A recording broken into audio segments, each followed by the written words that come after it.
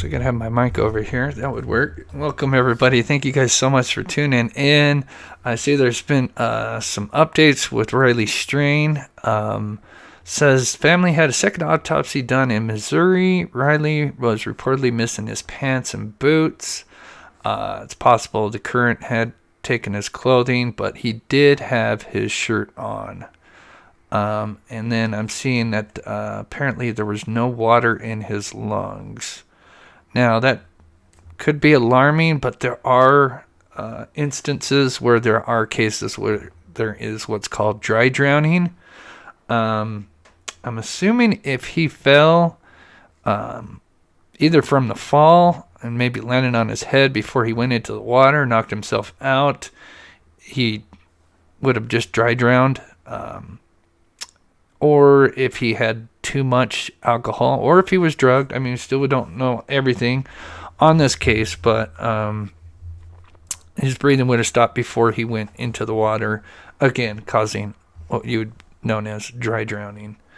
But interesting, I will keep an eye on that. Of course, I've been focusing on a new case that we're going to cover today, but I will probably do a video on Riley with all that probably for tomorrow. But anyway, today's video, we're going to be covering, let me pull it up here. Oh, there we go. Is Caleb Harris. He went missing on March 4th. Oh, let me bring him over a little bit. There we go. Caleb Harris, 21 years old, missing out of Corpis Christi,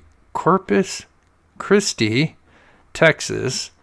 Went missing on March 4th of this year, so about 3 weeks now. 21 years old and just vanished. He took a Snapchat photo, ordered some Uber Eats, and there is surveillance footage of him a few hours before his disappearance, but he was just at his apartment complex with his two roommates he had. And, they had a new dog, and a couple hours before he went missing, there's surveillance footage of him walking this new dog with his buddies, and then he ordered some food through Uber Eats, which is, if you don't know, is like DoorDash, and he ordered that at I think 2:45 a.m. and he sent a Snapchat at approximately just after 3 a.m. But we'll talk more about that. But then his roommates went to bed, and when they woke up, they noticed when they went outside that his Uber Eats was still sitting at the front door. So this guy just vanished. So we'll definitely go into his story. Miracle news, wouldn't there be blunt force trauma? Yeah, I think so. Yeah, if he fell on his head. I mean, obviously, I'm just spitting out a scenario. I haven't really read the report or anything, and unfortunately, I didn't know. If I would have known there was going to be a report out, I would have probably done a live on him. But fortunately, like I said, I will do probably a video on Riley Strain and dig in and see what we can find on that. But kind of curious when it comes to Riley. But I think with the boots and the pants, it's possible. I could definitely see the boots getting the current taking him away. The pants a little bit different. Be curious to see other victims and what they were missing, if anything, and match it with Riley's. But back to Caleb. Let me get this video ready. One thing I just want to mention, we hit our goal. So thank you guys so much. And for anybody who doesn't know what I'm talking about, we were raising $1,000 for a new drone because we not only cover true crime, but we do like to go out and help with search for the missing. And I am very familiar with drones. I'm a drone operator. So I am going to be going out on April 13th and April 14th, which is a little over 2 weeks away. And we're going to be searching for Aiden Clune, who went missing out of Wells, Nevada. He went missing 2 years ago in April of 2022. Anyway, probably doing a story just before we go out there, maybe do a live show. And if you're not familiar with the case, we do have previous live shows and videos I have done on Aiden Clune. But I just want to say thank you to everybody that donated. We are also beginning to be going out on other cases. That's just going to be the first case that we're doing this year. So anyway, let me make sure my chat is good.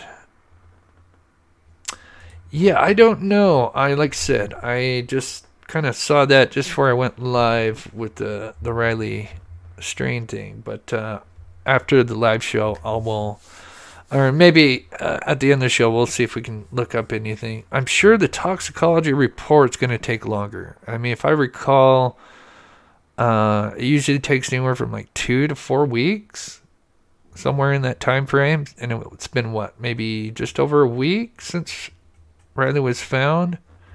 So I would think it'd be a little bit longer, but you never know. All right, moving on to Caleb here.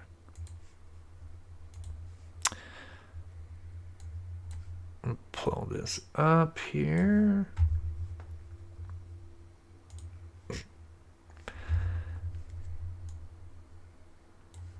All right, so this is Caleb Harris, 21 years old, out of Corpis Christi. Brown hair, brown eyes, 5'11", 180 pounds. He's a college student out of Texas A&M, I believe. And here's some photos of him. And Nancy Grace did a show on him, which I believe was released yesterday, where she interviewed the father and plus the chief that is out there working on this case, and kind of giving us a better detailed timeline. But this is the area that he went missing. Corpus Christi is kind of like southern Texas, kind of southeast, but mostly southern part of Texas, close to Gulf of Mexico. And this is the area that he went missing. He and along with a roommate or roommates lived at what's called the cottages of Corpus Christi. And here is the timeline, which we're going to go over. But this is, if you haven't heard it, this is a really bizarre case. I mean, this kid just like a lot of them, just vanished. And I think maybe this Snapchat photo, which we'll look into, may have a part to play in it. Because it's literally more or less the last thing he took before he disappeared. Tom N., good to see you, buddy. This is in your neighborhood, or at least in your state. Drone funds, prayer for Riley's family. I find it possible he passed from the fall, then the river rose and swept him away. Oh, yeah. His debit card came out during the fall, I think, as well. What I think happened. I hope everyone is having a great week. Thank you so much, Tom. Yeah, if he flipped over that one edge, it's a big fall. I'd be curious to note what injuries he had. I would think a fall like that, depending on what you landed on, you would have a shattered collarbone or a broken hip or broken neck. But then again, I guess when you're drunk, you're kind of limber. So I don't know, but hopefully the family gets all the answers. So moving on to the timeline of Caleb here. He sends a pic of his new dog. So he got a new dog here. And that was sent a little before midnight. And, I know why this is. Okay, this is not supposed to be in the way. I was making my thumbnail, and I just realized this will move out of the way here in just a minute. And then he's seen on surveillance here at 1 a.m. Here's a picture of him. Yeah, of course, I was making my thumbnail here. And we'll look at this video without this snapshot in the way here. There we go. But yeah, he's seen at 1 a.m., which is on a ring cam, which is close to his apartments. They're walking the dog. He got this new dog. And he's with his buddies. They walk back in. And then a few hours later at 2:44, he takes the dog just by himself for a walk. And then he Snapchats his sister at 2:44 as well. And then I forgot to add this in, but at 2:45, he actually calls for the Uber Eats. So at 2:45, he orders Uber Eats. So I'm assuming while he's out walking the dog, he Snapchats his sister, orders Uber Eats at 2:45.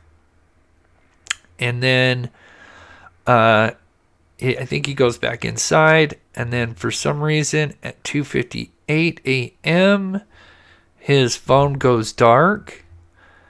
And then I know some people are going to raise some red flags. At 3:03 a.m., he Snapchats a friend, which is a pic of the bridge, which is nearby the apartment, which I'll show where that's at. Now, they believe, even though the phone is dead, either through a dead battery or destroyed, the Snapchat may have gone through. He may have sent it around like 2:58, just before it died, and due to maybe where he was at or the receiver, it didn't get sent until 3:03. But his phone, they know for sure, went dark at 2:58. So that means it had to have been sent prior to 2:58 or at 2:58.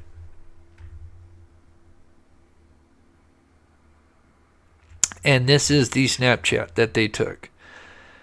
And let me move this here, which is taken right next to his apartment here. I'm trying to go full screen, and that's blown up right there. Let me move Tom's comment there. And it's not the best quality because for those that know Snapchat, if you're the receiver of a Snapchat, once you look at something after you're done, it deletes. So this person, luckily, they didn't know he went missing that night and only checked it a few days later. So they had already known he had went missing and realized that he had sent a Snapchat. So what this is actually a screenshot, so like a photo of a photo, if that makes sense. That's why the quality is not the best. On top of that, the photo is of a bridge, and it's not a big bridge. It's a small bridge. This is like a little, I don't even think it's a creek. That's more than like a foot deep. But it's actually foggy outside, which you can kind of tell here. But this is literally the last thing he takes before he goes missing. Where is he from? This is Corpis Christi, southern Texas, right by the Gulf of Mexico. No, the dog, so he brings back in the dog. So it seems he goes out with the dog at 1 a.m. with his buddies. And a few hours later, he takes the dog out again at 2:44. And then orders because he does two Snapchats. He does a Snapchat. Well, he does a couple Snapchats. He does one to his parents earlier in the day, or at 1, or prior to 1, excuse me. Then another Snapchat at 2:44 to his sister. And then another Snapchat, which is the one we're looking at here. And that's at 2, well, like I said, they receive it at 3:03 a.m., but since the phone went dead at 2:58, would mean that it was sent at 2:58 a.m. or prior to that.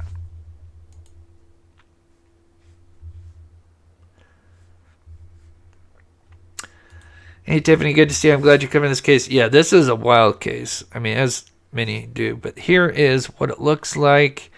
This is just a little. It's not even a creek. I forget the wording for it. But it's only at the time it was only a foot deep. It does raise to about like 4 feet, I think the officer says. But at that time he went missing was only 1 foot. His phone happened to ping at 3:12. Now keep in mind his phone's been dead since 2:58. But when they, for some reason, when they tried to get a ping, AT&T pinged it at 3:12, approximately 1 mile west. And we'll dive into that a little bit later.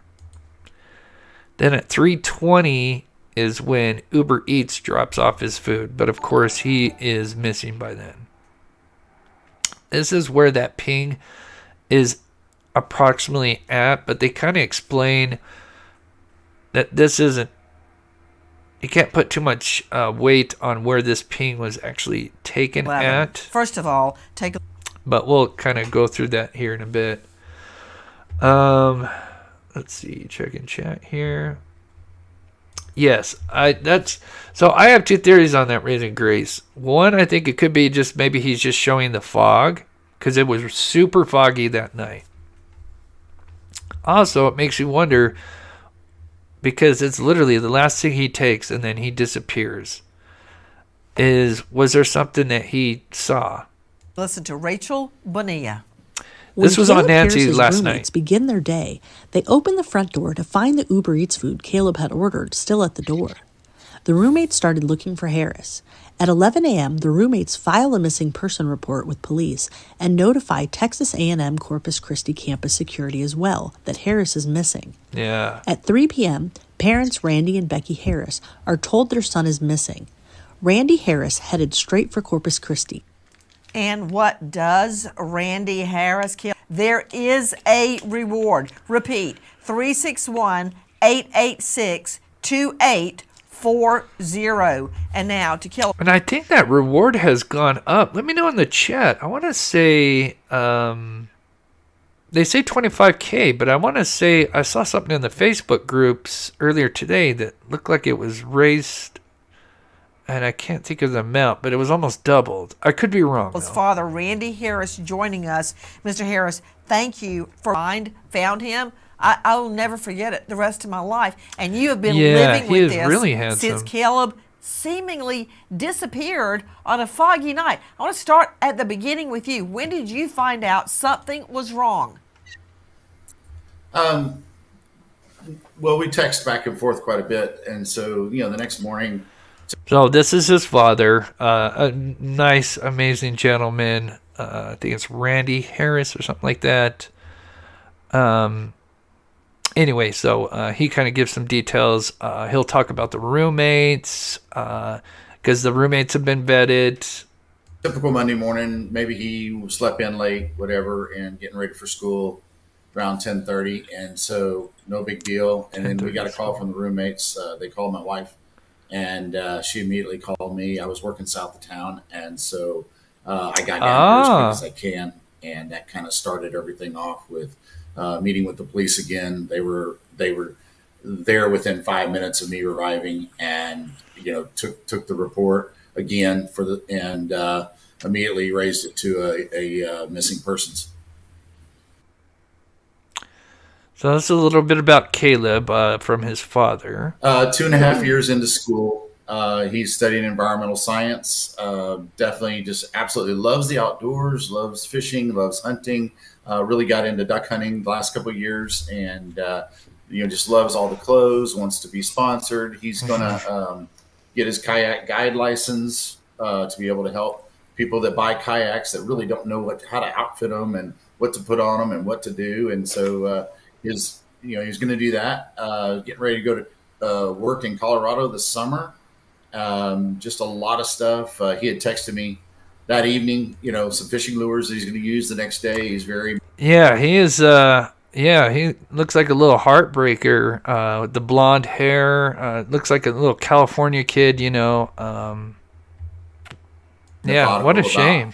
species of fish he's going to go fish for. He doesn't just throw a shrimp on a hook. Very, very calculated of what he's going to do, and that was the night before, and he was ready to go the next day, and then he vanished. So this is and we'll go over a deeper timeline of Caleb vanished here. Without a trace. It's a strange. So here is him with his, I think, roommates, and he is the one in the white shirt, teal pants, and hat, which are the things that he was last seen wearing. And he went missing without any shoes. It's kind of like Sebastian in a way. But yeah, he had no shoes when he went missing, which tells you that clearly he wasn't going to go travel somewhere. I think maybe he was probably waiting just for his Uber Eats. But this is taken at 1 a.m. He went missing approximately around 2:58, I would say. So it's about hour and a half before something happens. Disappearance. So 1 a.m. and it's before that 20 minutes. Caleb is on a Ring doorbell camera or some surveillance camera with his roommate, a friend, and their new dog. 2 a.m. the roommate goes to sleep on the couch. Okay, so it looks okay. So yeah, I couldn't remember. So it seems like there's one roommate and a friend. I don't know because it says roommates plural. I'm not sure on that. Caleb, like Mr. Harris mentioned, preparing his fishing reels the next day. I want to say it's roommates, the last time though. his roommate saw Caleb. 2:44, and this is where that critical time. Yeah, they talk about the Uber Caleb Eats. sends a Snapchat, Yeah. walking the new dog. 2:58, his phone turns off or it dies. Pings at his apartment complex. 3:20, that Uber Eats that he ordered. It's seen on the surveillance camera, but the footage, the information with the footage is kind of wonky. They're saying it could be a 1 hour kind of time swing. As you mentioned, the food's found on the doorstep the next morning. But the other thing to point out here, he wasn't planning to go anywhere. He walked outside without his keys, without his wallet, and he walked outside without shoes on. So that time, you're right, it's critical because it's just this small window where he was communicating with friends and family. So yeah, last seen, heard from. They say 3:03. I would actually say 2:58 would be more the best, closer timeline. Yeah, left without shoes, keys, wallet. So last seen wearing teal pants, white shirt. It doesn't mention hat, so maybe he took the hat off after, which is a shame because when you're searching for a missing person, the more the merrier, because then, it's like breadcrumbs. You find I mean, he did have his phone with him, so they're looking for his phone. Hopefully they can find that. Hopefully that'll lead to more, leads. And then nothing. Let's take a listen to Dave Mack, Crime Online. Harris and his roommate spend the evening outside in the parking lot with their new dog. It's a little after 1 a.m. when he heads back inside. He sends a Snapchat to his sister at 2:44, and at 2:45, Caleb Harris orders food through Uber Eats. When the Uber Eats driver arrives at 3:20 a.m., Caleb Harris is not in front of his apartment to accept the delivery, so the food is left at the doorstep. One more minute, and everybody may scoff, but minutes matter. Minutes matter. Even 1 minute. At 2:45, he orders food through Uber Eats. Is that correct, Mr. Harris? I really don't have the exact timeline on exactly when he ordered Uber Eats. We do know that the Uber Eats was... I think later in this interview, the officer, because they have the chief, I believe the chief or assistant chief or something like that, part of the investigation on, and I think he does confirm the 2:45. Yeah, so it's like a 15 minutes, but maybe even 10 minutes he vanished. But yeah, I guess you could say it's a 10-minute window, and 15-minute window, and he's gone. But yeah, anyway, back to the door or Uber Eats. yeah, he ordered that at 2:45. That is confirmed. And they do talk about the Uber Eats driver. It was a female. So that already super lessens them being responsible just because of the gender. Picked up from the convenience store, 2 Lunchables, a Red Bull, and apple pie. Typical for Caleb. We believe it was delivered around that 3:20 mark because, or yeah, 3:20 mark because it was picked up at the store, like 2:17 or something like that. I wonder if it was a what did light we get? on, because some have something, that could have drawn their attention to that. We'll see in the video again. 2 Lunchables.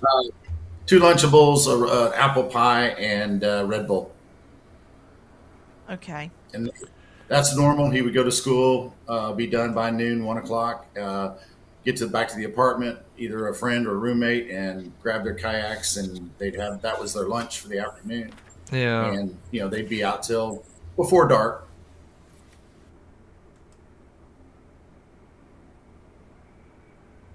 $46. That time would matter. Yeah, with the Ring camera, I think because remember they just got this dog, so they're taking it out to go potty and stuff. So I think they're probably having fun with their new dog. Can you confirm with me the 2:45 Uber Eats order? Yes, that's correct, and it arrived. We confirmed that it was delivered at 3:20 in the morning. We identified the driver, a young lady. We interviewed her, and she did not report seeing anything suspicious at the time. And there's nothing to make us think that she had anything to do with his disappearance. She did not see Okay. Caleb.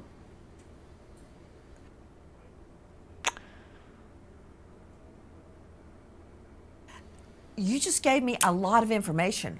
I know it was a short statement, but that's a lot. Number one, the moment you said a female driver, I can tell you right now, the driver's not responsible. Statistically, a female is much less likely to perform any violent act. Period. Not happening. Okay, so she's there at 3:20, and she doesn't even see Caleb, Oh, thank you. correct? That is correct. She did report seeing one other vehicle leaving the parking lot. We believe we have identified the driver of that vehicle and also have eliminated that individual as a suspect. Okay, right there. Assistant Chief Green, hold on. I don't want you to publicize the name because then, thousands of angry. Yeah, thank you, Lone Pony. Yeah, that's what I was thinking, because, yeah, some of them have actual lights on them so you can see, because it's a pretty clear picture, which means it probably had a light source. So, yeah, that's probably what drew their attention. Let's see, we're at 10:06. Here, I'll go back and I'll play it.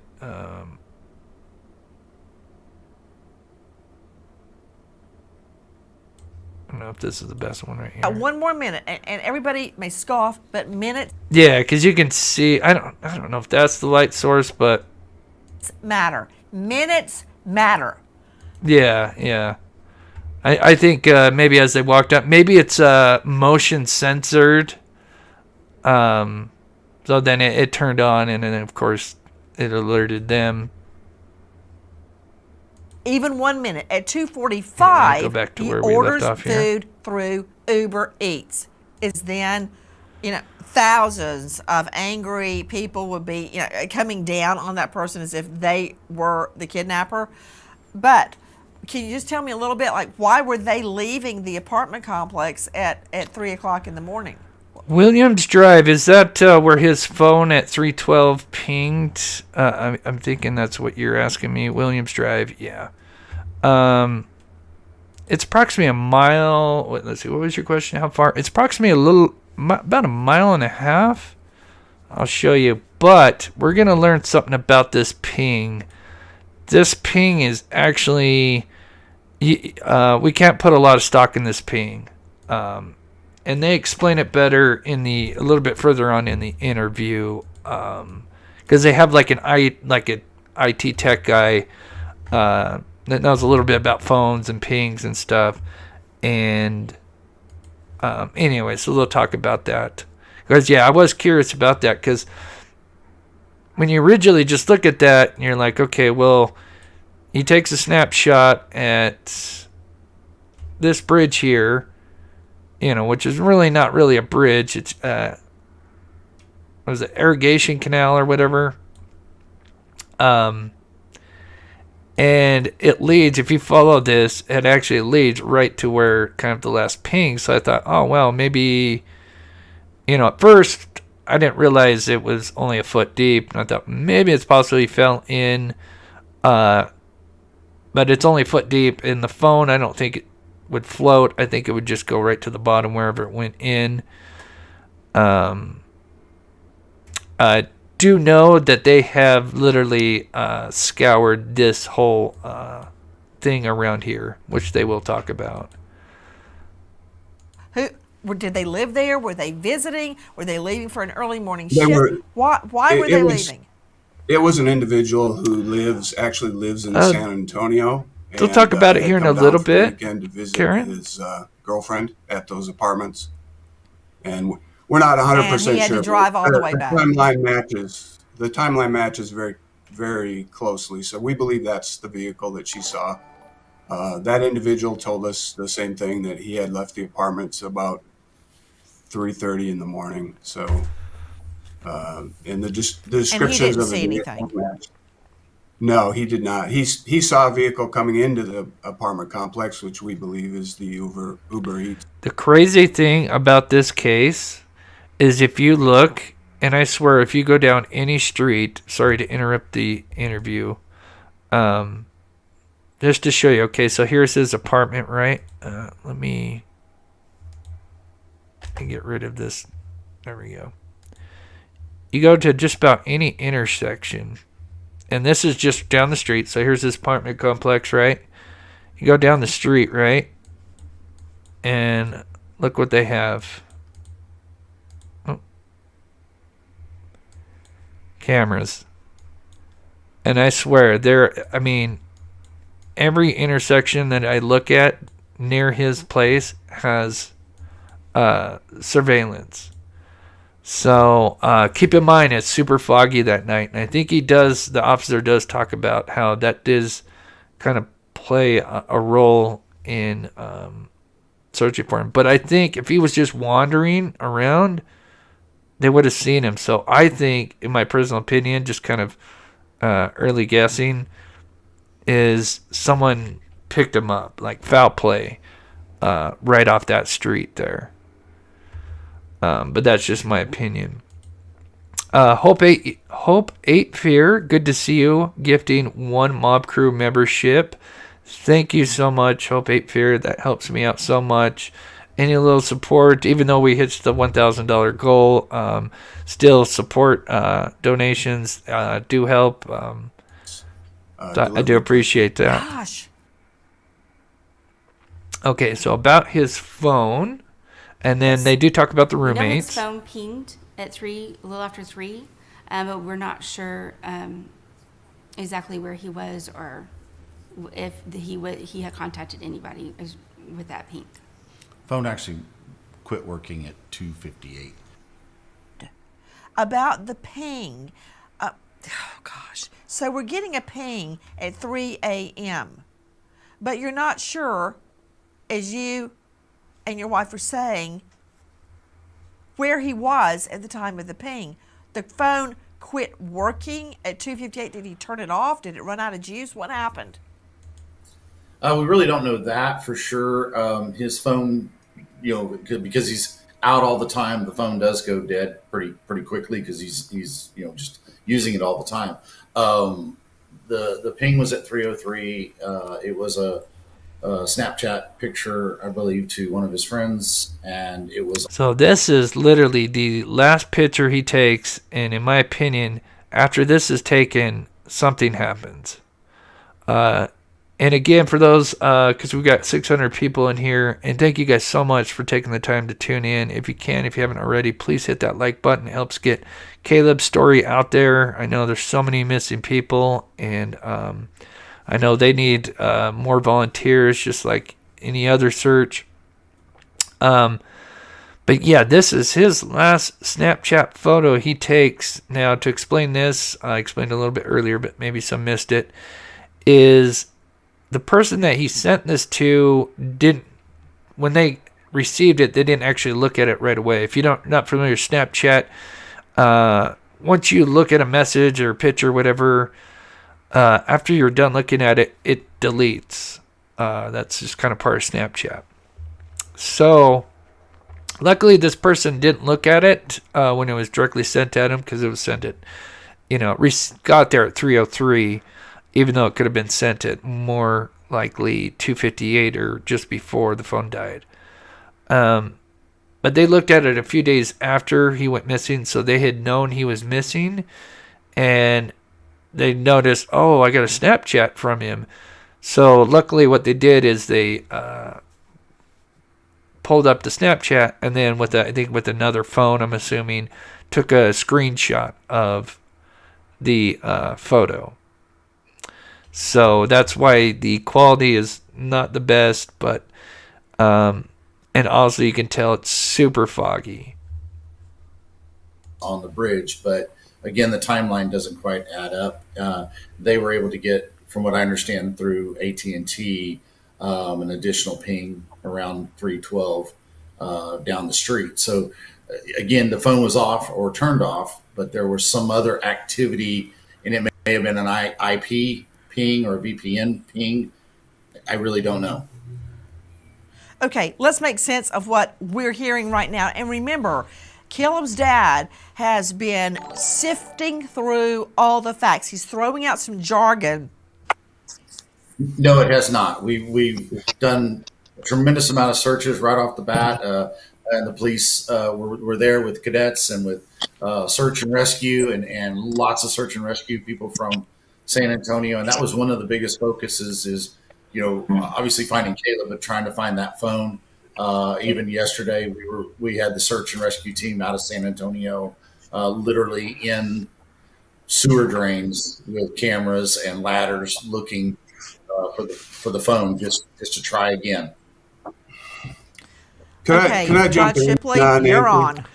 Yeah, Christy Baker. It's a little confusing. The Snapchat, that makes sense, because it could be that it just either from the receiver or from the sender, Caleb, or to the receiver, there was something going on. And they explain a little bit later in the interview that there could be a delay, because usually Snapchat is pretty spot on, but there could have been some kind of delay from when it got sent to when it was actually received. So even though it says 3:03 on the receiver, it may not have been sent. It was sent before that 3:03. If that makes sense. And then with the phone pinging, they're going to explain that here in a little bit as well. Yes. That information that we had originally came in on an emergency request through AT&T because it was a potentially endangered missing person. I could try something, Miss Wells, at the end. Right now, Sure. We're sharing that with two of our federal partners, the U.S. Marshals Service and the FBI, as well as our local team, our local our organized crime unit, which has the resources to go through all this digital data. And the bottom line is, at this point. So if you can't tell, that bridge photo is taken right here. I still see people wondering. It's kind of weird. It doesn't look like it is, but you'll notice the sidewalk kind of curves right here. It's taken, he must have been standing like right about here, pointing this way, kind of halfway towards the street. And yeah, so he's facing this this way, which means somebody could have just drove up, knocked him over the head, whatever, threw him in the car, and bam, he's gone. Point, we don't believe that is an accurate ping. And this, the accurate ping that they're talking about is this 312 ping. Are working on the theory that he never left, or his phone last was located right there on the street, right in front of the apartments, right near the bridge over the drainage ditch, where he sent that Snapchat photo at about 3:03 in the morning. So right now we're working off that.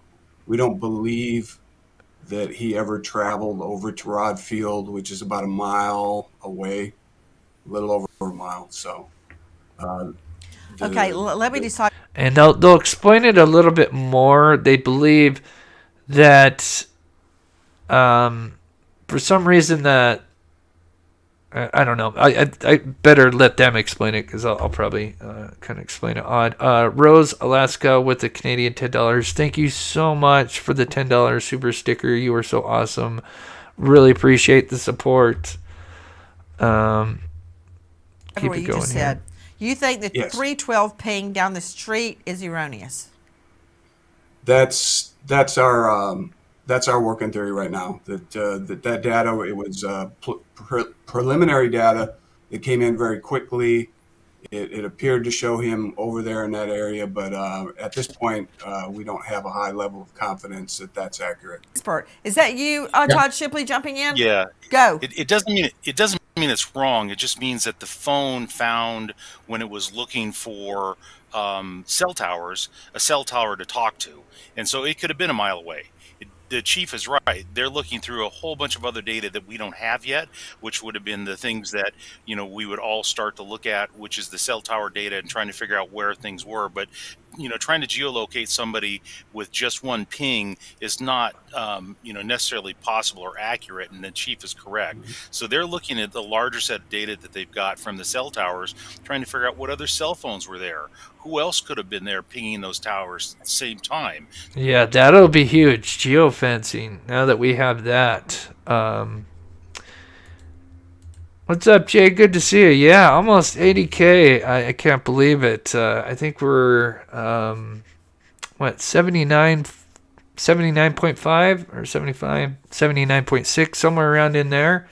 Yeah. Oh, man, it's been a wild ride. 2 years. They're trying to walk through and understand because those cell towers collect a tremendous amount of data. None at all.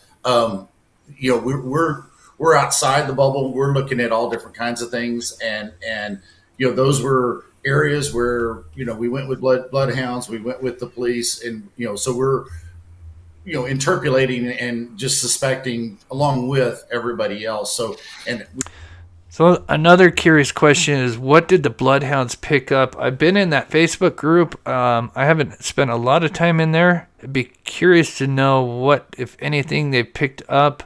In the Sebastian Rogers case, there's been some kind of possible false positives or possible sense that they had hit maybe on the construction site, regards to the Rogers case. I'd be curious to know if did they pick up his scent right where in front of his apartment, and then did it go somewhere, or did it just stop? Which, if it did, that would mean most likely he was pushed into a car and taken. We certainly understand those cell tower images could be even a mile from that location. It was just kind of a hot spot, and so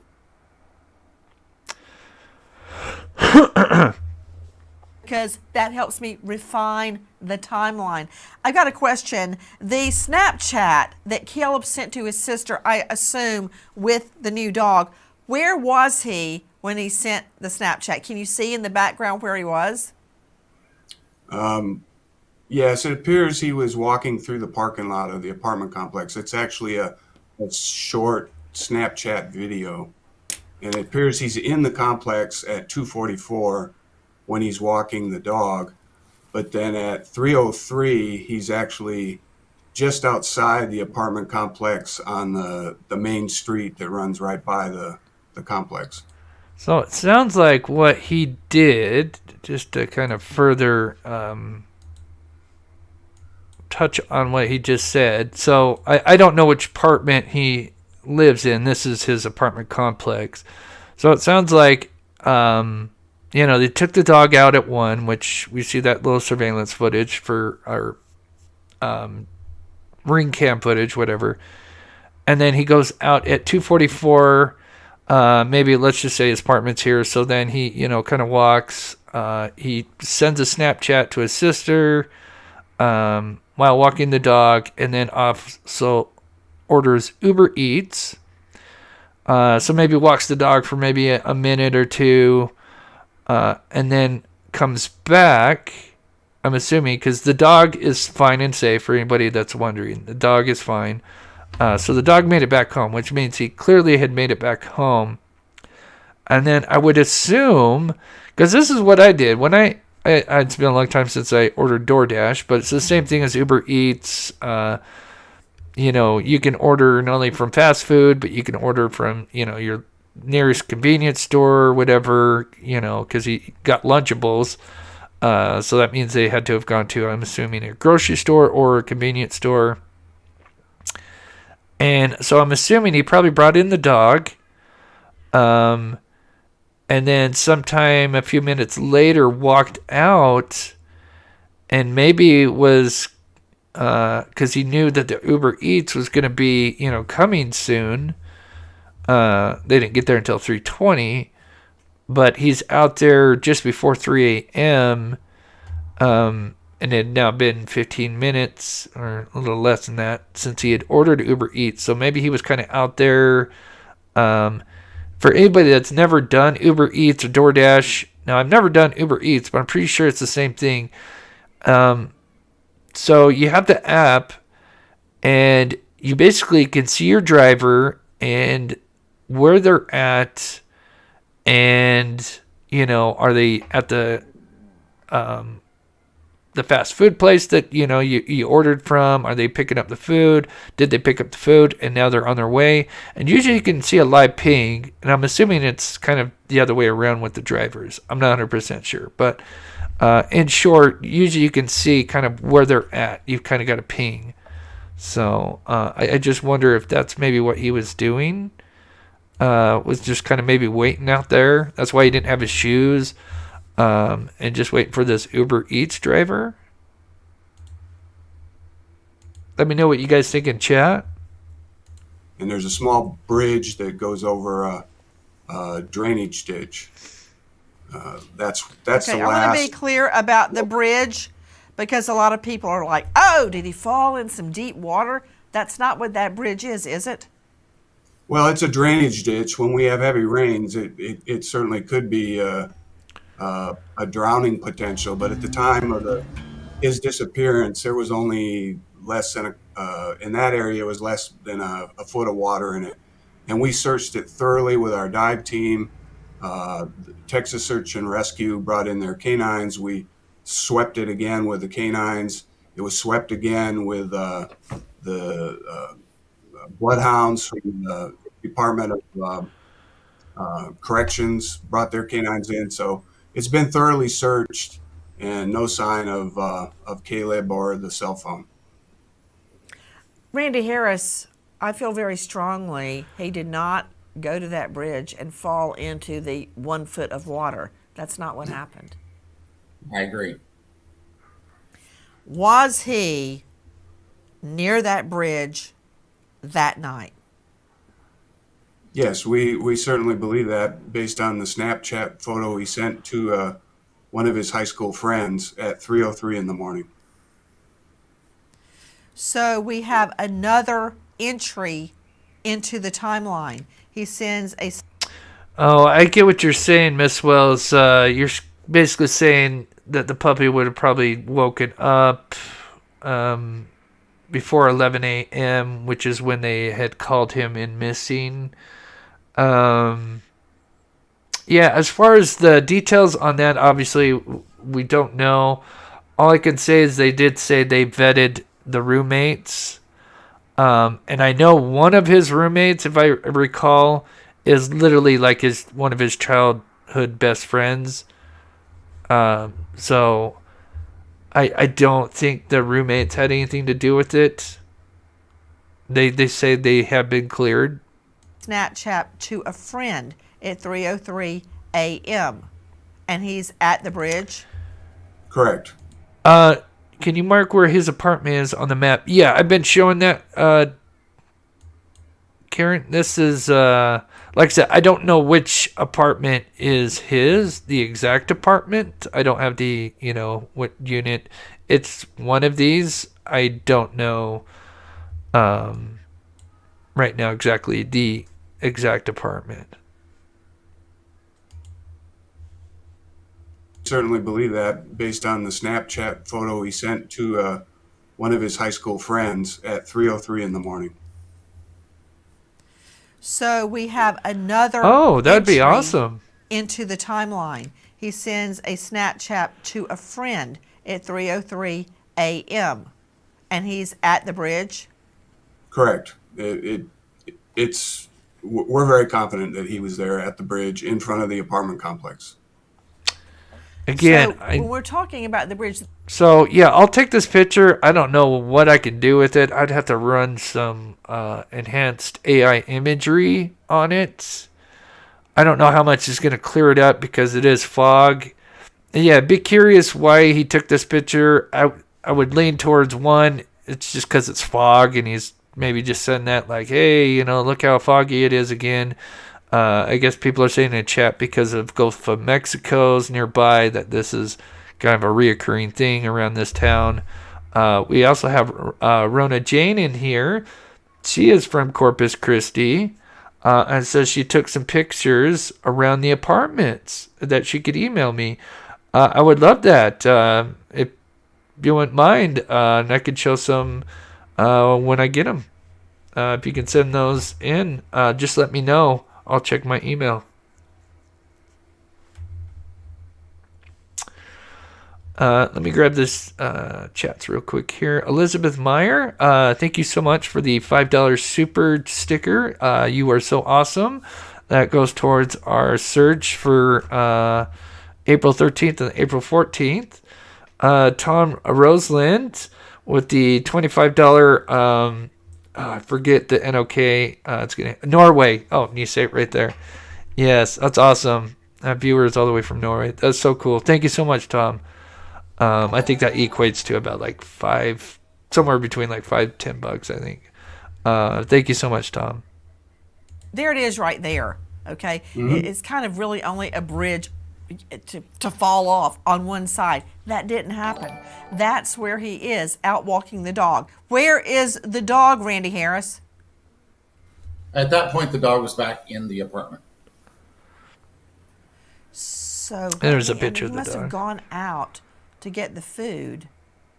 Okay, so he's Yeah. alive and well, sending a Snapchat right there at 3:03 a.m. And both of the timelines were identical at 2:58, and then everybody else's Snapchat also located him at 2:58, right there at the corner of the complex or on the bridge right there. Okay, I've got a question for you. If his phone goes dead at 2:58, how does he send a snap at 3:03? That's for the forensics to figure that out. We can't. That's a timeline thing that we it's an anomaly because Snapchat, from what I understand, is immediate, and we've got a few minutes there. So again, is that a cell tower issue? Is it a AT&T issue? Is it a delay with Snapchat? We really don't know. We feel like he may have done that before the phone went dead, but we can't confirm. Oh, okay. You mean like suddenly I get a message? So the video that I'm playing that's kind of looping over is where his apartment is, and I'm zooming in on that bridge. So that bridge, because I know it kind of looks a little different from the photo. Here, let me just pull up the photo. Actually, that might. I got a screenshot. There it is. it does make it almost seem like it's a different. Look how small this is, just to kind of show you that this was like a screenshot of a screenshot. That's why it's so, not the best quality. But again, here's the apartment complex right here that I'm circling. And this is where it's taken from right here. And I know it's hard. It's too bad I can't, the Google man wasn't walking and doing his thing, but it's taken where he's standing. So he's standing on the sidewalk right here, and there's your view. It kind of makes everything look a little bit bigger, but this is it. Hopefully that clears up some. All right, back to the video here. Message that somebody sent yesterday. No, I don't think And it'd it's be just- like that. No, I think. Okay, if Todd, you send- simply, what could it be? Because Well, the reason I'm interested is because he's on this bridge. He's at this bridge. Is that the last known communication with him at that location, not standing out in front of his apartment? So can you explain why he may have sent it at 2:58 and then it arrived at 3:03? Sure. I mean, there could have been a lot of reasons technology-wise that it could have occurred. Snapchat is a great little tool, but it still uses a centralized server system where it's got to go to one place and be sent back to whoever the sender is sending it to. So it could have been AT&T. He could have been in a dead spot that it didn't get picked up right away, and it took a minute to send. I mean, technologically, there's a lot of reasons why it could have been a delayed send. Even if the phone had died, minutes before, he could have sent it, and it just didn't show up till a later point in time. Right. Okay, so that and live with him. One of the roommates is graduating with a nursing degree. Will be moving out, and they've already. Okay, so here's them talking about the roommates. I know everybody's kind of, obviously the closest people to a possible victim of foul play. It's the most likely suspect is going to be the closest to them, and then you work your way backwards. So, family, friends, family, cousins, extended family, friends, neighbor's dog, and you work your way backwards.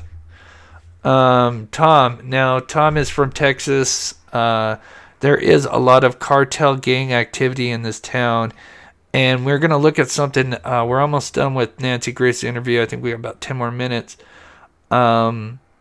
This concerns me. There's a lot of cartel gang activity in this town. Not hard to believe. There's something nefarious involved. Prayers for the family. Thank you so much, Tom. That is kind of concerning.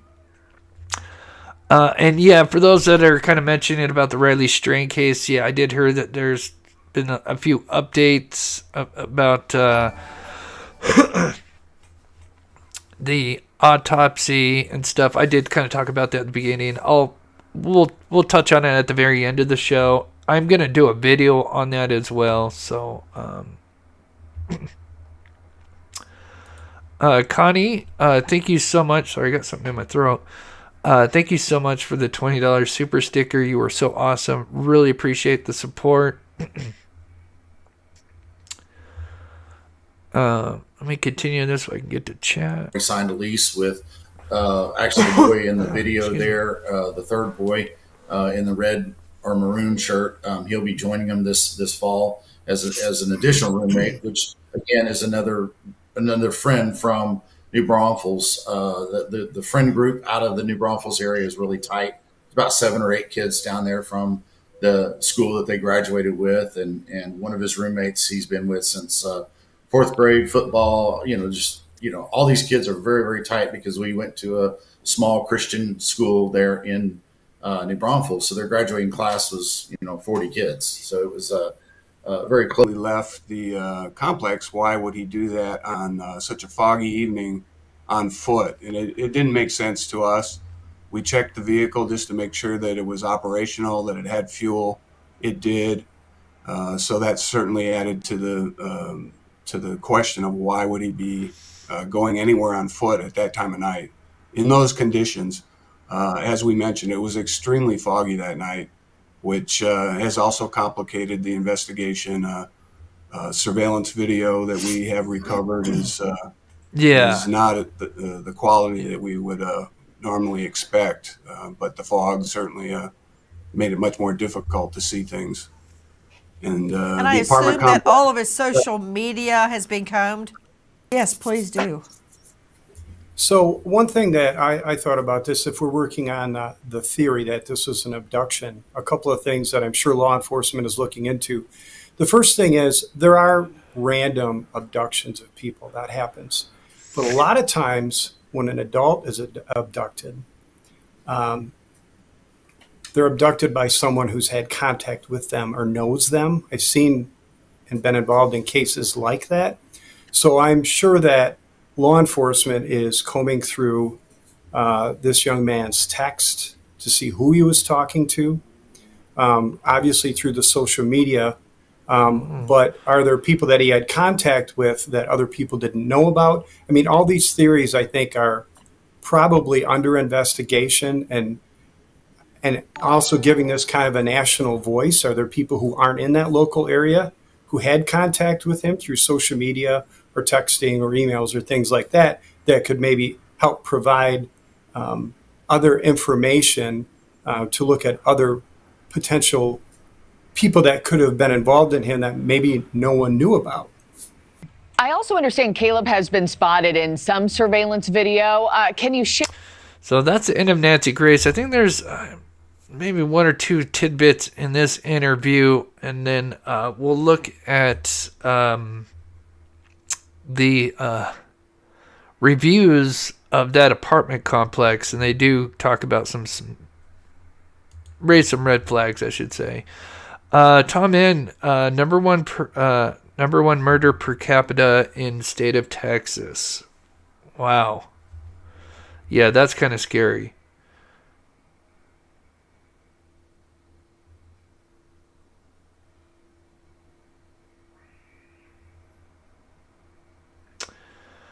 Miranda, I have to be careful. I can't play whole clips with Nancy Grace because it's stealing their content. I have to kind of cut things out, and I usually try to cut it after their thoughts. I do apologize, but I was kind of in a rush on this one, so yeah, a few of them are kind of cut mid-thought. I do apologize. It's not usually how it's done, but again, I can't just play everything of Nancy Grace because that's technically still in her content, her interviews. Don't want to do that. So I always have to kind of transform it in a way. So I do hope you understand that. And I did try to cut it up as best I could with the most amount of information we can get from what we can take from it.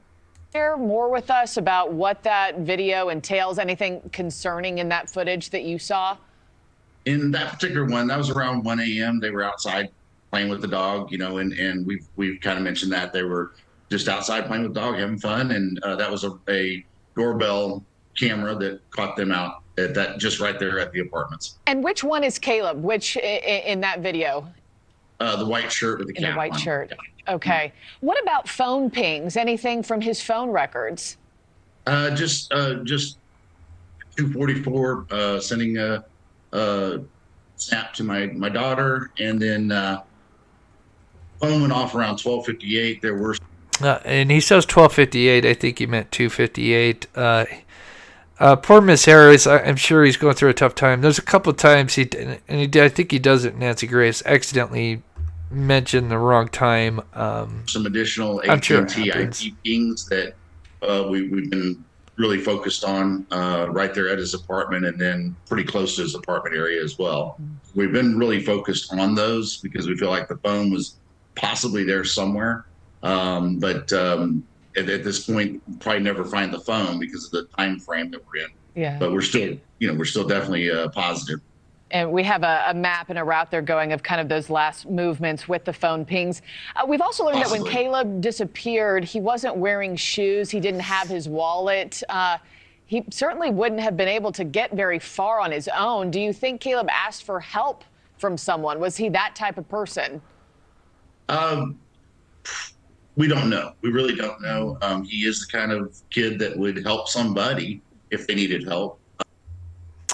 Yeah, so here, maybe we should just look him up, because those are screenshots. Those aren't the best. Was it cottages of... Oh, let me turn this down.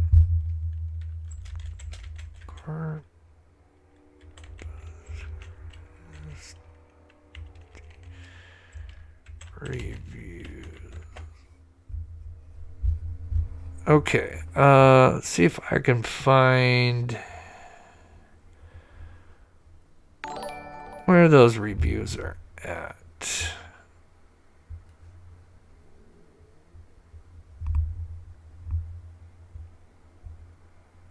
Was it from apartments.com?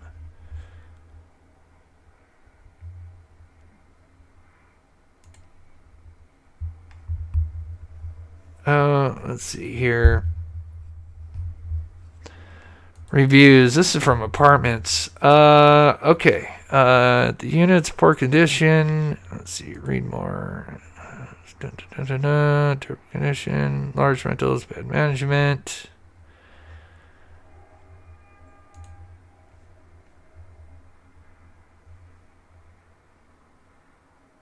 How's it got 4.9? And so far I've seen a 1 star, a 1 star, and a 2 star. How in the hell did they have a 4.9? Anyway, here is some, I don't know, maybe this is off Google. It says, and those might be, let me see, because somebody said they were in Corpis Christi and was going to send me some photos.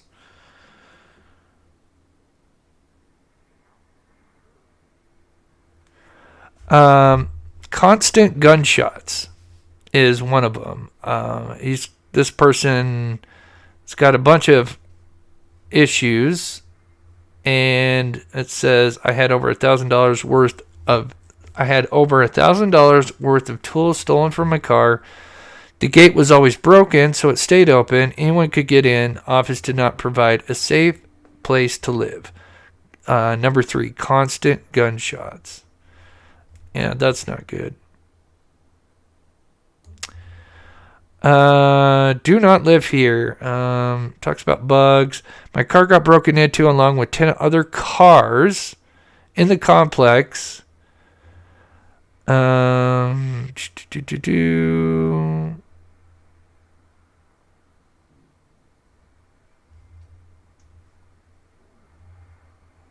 reading that one. They claim to be a gated community that is under property surveillance, but they definitely are not. And I think there's one more.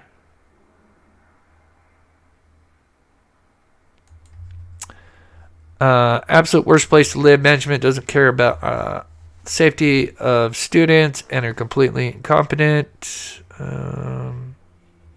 So the reviews on it are not good.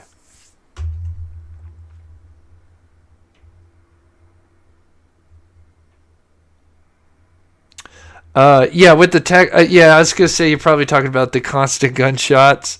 It's Texas. I could understand that.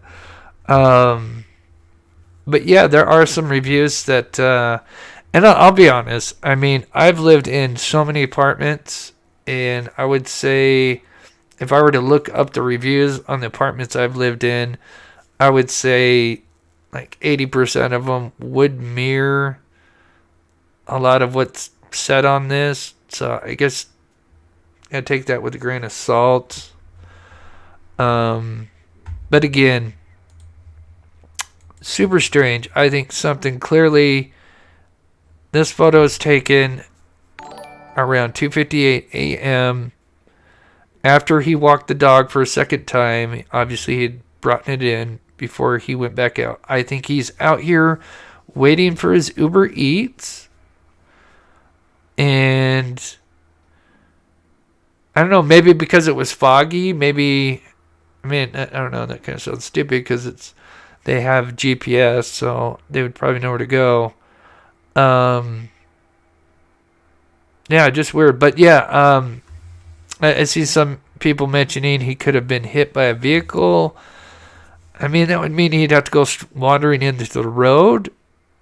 I mean, it's certainly possible. But if anything, it would be a hit and run. Would they put the body in the vehicle and then dip out? Oh,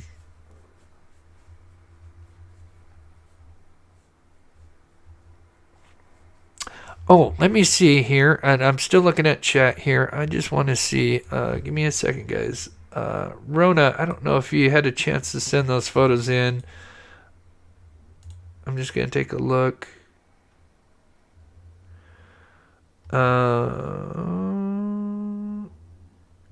Nope, I don't see them.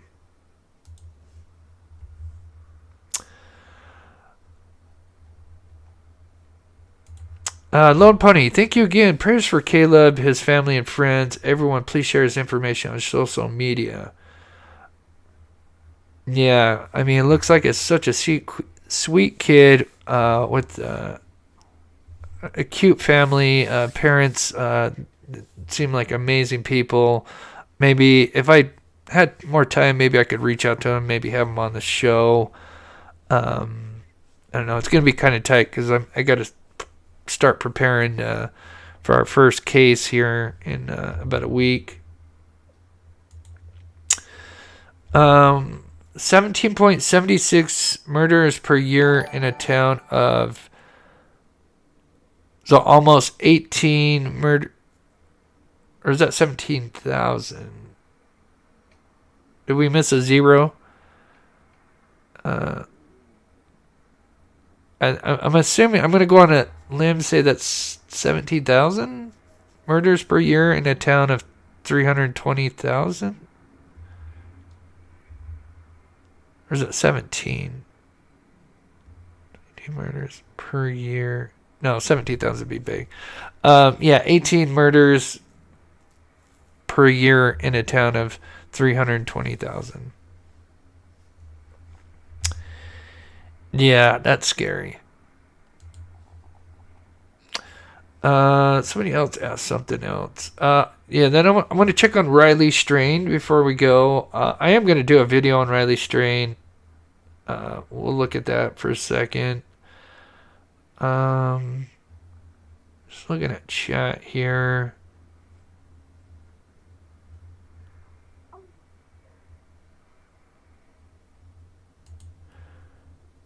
Yeah, Uber Eats goes straight to your door. That's why you get it. No sense to go to the entrance for it unless you're smoking area. Likely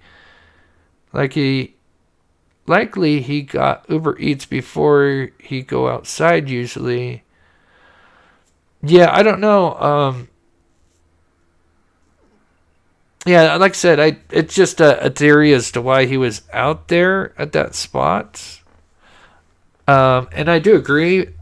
Partly, when I had DoorDash, I would usually go outside to the front of the door, especially in the wintertime, because, I hate for them to, walk through the snow and stuff. I'd usually just go meet them out at the road in front of the house.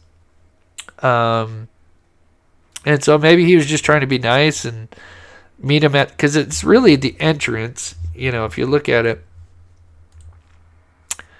If we turn around, this is his apartment complex. So here's the cottages, which does look like it's supposed to be a gated community, but I mean, that gate's open. Oh! If it's a gated community, that's maybe why he's out there. Oh, that would make sense. So maybe he was just out there because it's a gated community and maybe he was just going to wait out here and wait for the Uber Eats. That would make sense, right? And so maybe he's just kind of strolling back and forth on the sidewalk here. And then something nefarious happens. But that would make sense to me. Because there's a key code to that just to get in. And this is taken in February 2023, so this is a little over a year old. They could have updated this. And so now it is back to being a full gated community. And he was just going to maybe wait there. Oh, it was left by the door. That's right. Still, it's possible he could have just been waiting there still, though. Just to be nice. Yeah. Yeah, no phone found.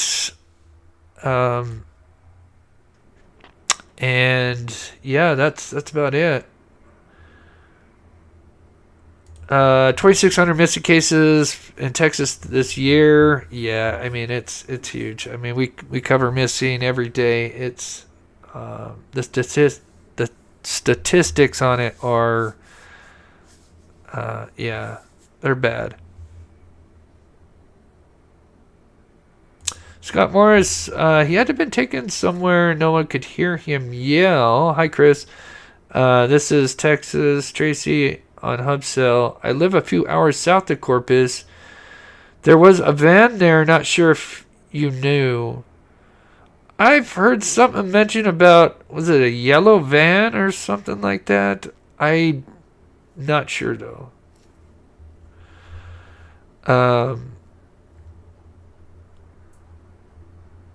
Yeah. Anyway, let's look at Riley's strengths. I know a lot of people. I'm going to do a video on that.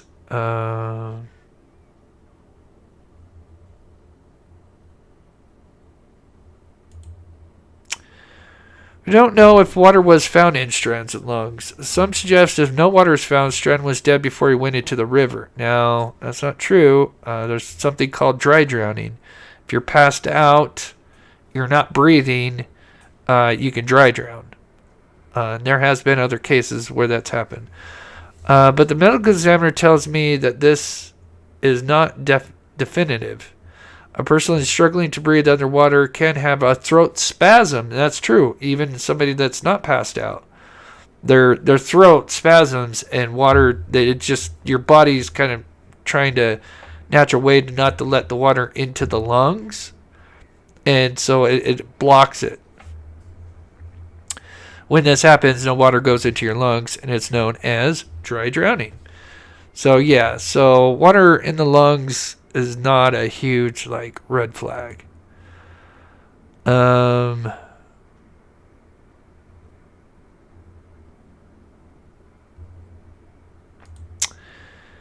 His body was found with only his shirt and Apple Watch, his wallet, pants, and boots missing. The pants, that does seem a little odd, unless they were kind of loose-fitting. Obviously, after being in water for that long, after rigor mortis, your body's just going to be limp. I'm assuming maybe the current could just take it, especially at the current. We did notice that the current for the Cumberland River can speed up almost twice as fast. It can go from 4 feet per second to 8 feet per second, depending on the weather, rain.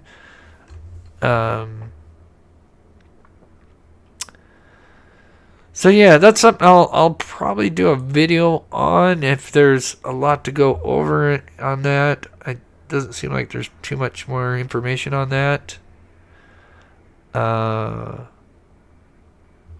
Okay.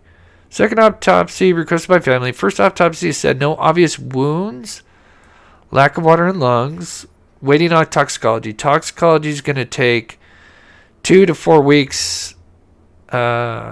That would be the window I would give it. Usually they take a while. Learning disturbing new details in the death of University of Missouri student Riley Strand. Let's just take a look at this real quick here, and we'll finish up here. The 22-year-old's body was recovered from the Cumberland River in Nashville last Friday, 2 weeks after he went missing during a night out with friends. Tonight, we've learned some disturbing details about how he was found. We've learned he was found without his pants, his wallet, or the cowboy boots that he was wearing the night he vanished. Surveillance video captured some of his last known steps on March 8th after he left the downtown bar where his fraternity brothers were. They were all partying together there. It was about 8 miles away from where his body was found. His disappearance mobilized an army of loved ones and strangers alike banding together to look for signs of Riley before the search came to a tragic end. Preliminary autopsy found no signs of foul play in his death, but the family is not completely satisfied tonight. They have ordered a second autopsy with even more tests that will potentially give us more insight into what happened. And joining us now, family friend Chris Dingman. Chris, thank you for coming on the show again. I understand that Riley has been returned home. His funeral will be happening on Friday. So we're obviously thinking of you all right now, and I can't imagine how difficult all of this has been. But I want to ask you about this second autopsy and some of the new information you've learned. What's new here? The family did have a second autopsy, actually in Tennessee, following the Metro Nashville autopsy from a private individual company that does that. The original autopsy came out just like theirs did, with no obvious signs of trauma, as in weapons, guns or knives, or etc. But they were able to do a little bit more testing on specific items. One thing that threw the family for a loop was, the coroner going on record with a news person in Nashville stating about the lack of water in his lungs. It's It not a raises big more deal. questions. I'm not a crime drama person by no means, but usually water in the lungs means that, they were alive when they went into the water. So Not more necessarily. questions. We hope they're going to get some answers with the toxicology. I just hope that this doesn't get swept underneath the rug, because the family deserves more answers than we have. What about the boots, Chris? Tell us what you've learned in terms of what Riley was wearing and what he wasn't wearing when he was discovered. Riley, we were told, which blew the family away. It actually went out on social media, and I screenshotted it and sent it to our war room, and was like, who in the world is this? Who is releasing this information? Because at the time, certain family members didn't even know about that, which really kind of blew us away. Not sure how they got that information. Once again, one more question. But unfortunately, the only thing that was found with him, as the police stated in the report, was the watch and the shirt. Everything else was not with him when he was found. And if you can describe the boots that he was wearing, because that could end up being significant.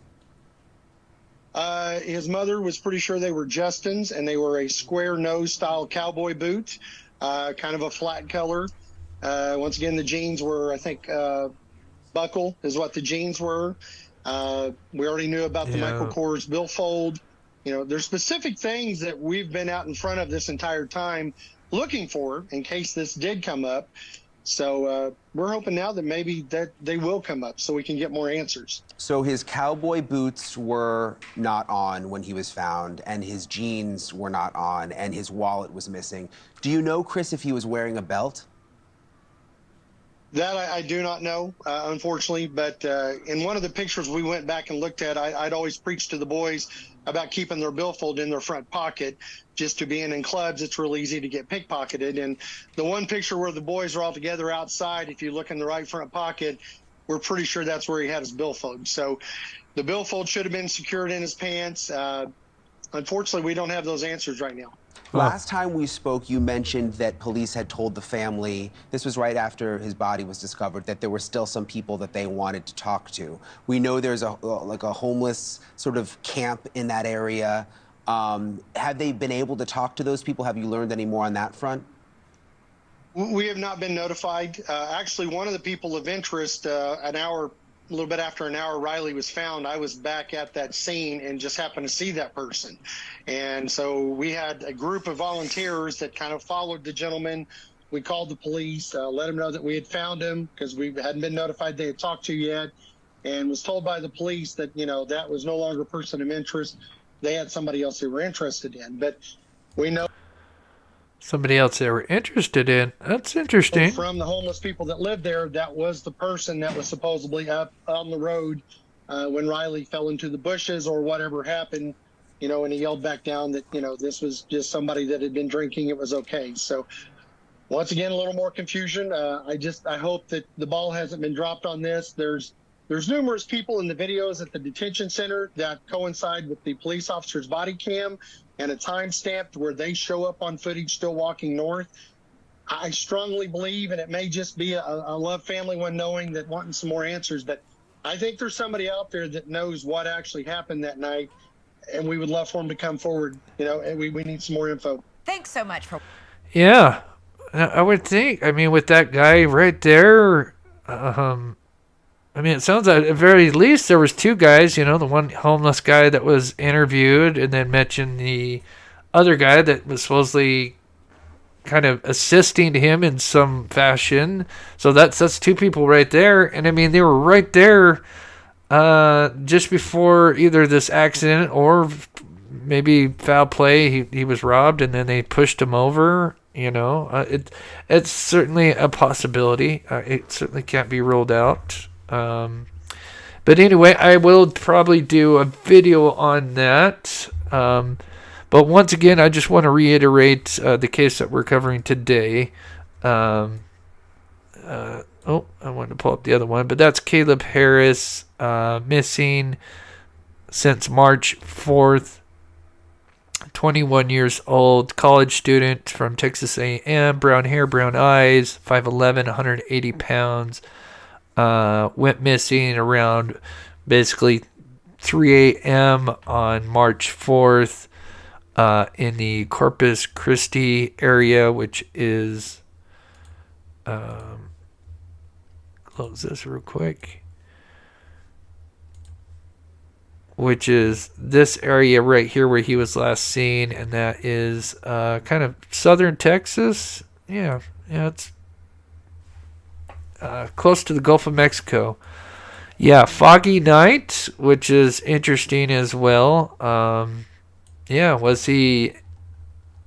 he actually go into the road and get hit? But I would think it would be more like a hit and run, and the body was left in the middle of the road.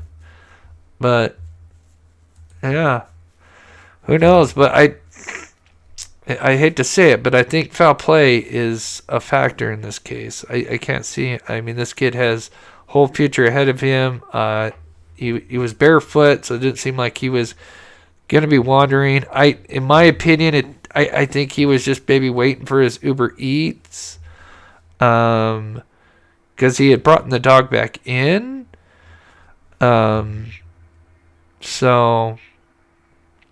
And one more time, that is the last photo he took, in my opinion, I think is taken moments before whatever happened to him happened. So, Rona, yeah, I was going to ask you. No worries, Jane. I'm going to send the pictures from my laptop because I'm having a hard time emailing the pictures. Yeah, no worries, Jane. If you send them in, that'd be awesome. Be curious to see, especially if you drove around the apartments, curious to see how it looks because, obviously Google Earth or usually there's kind of a year behind or whatever. The photos are not up to date.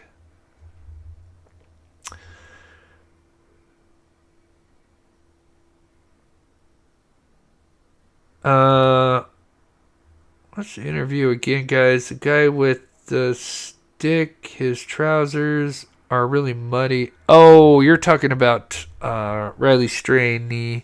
I'm assuming you're talking about the homeless guy that's being interviewed. I would kind of expect his stuff to be dirty because of his, sadly his living conditions, but who knows? CJK, thank you, Mob Crew, for featuring Caleb. It's my honor. I wish I could feature everybody, but I'm just one person. Melissa B. Drowning without aspiration of liquid, generally attributed to death from asphyxia while submerged, and the spasm has been reported to occur approximately 10% to 15% of drowning victims. Interesting. Thanks, Melissa, for sharing that. Where the throat spasms or whatever. So she's saying that kind of occurs somewhere between 10 to 15% of drowning victims, which then would make it a dry drowning. Interesting.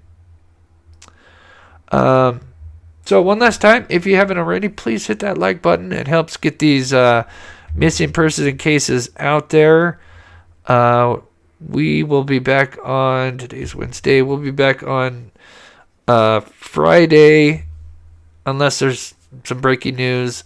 And then I usually have been doing a video in between my lives, so I'll probably be doing a video on Riley Strain for tomorrow. See if there's some new information. Once again, let me just make sure I didn't miss anybody. And I'm sure I did. Olivia, thank you for all your work, Chris. Thank you so much, Olivia, for the $5.